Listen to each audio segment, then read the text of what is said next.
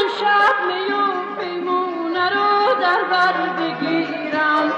چو ایام گذشته عاشقی از سر بگیرم، بخندم بر غم و اندوه این دنیای فانی، به یاد آرم دمی دوران خوب نوجوانی. مرا امشب به حال خود رها کن، دعای این شکست دل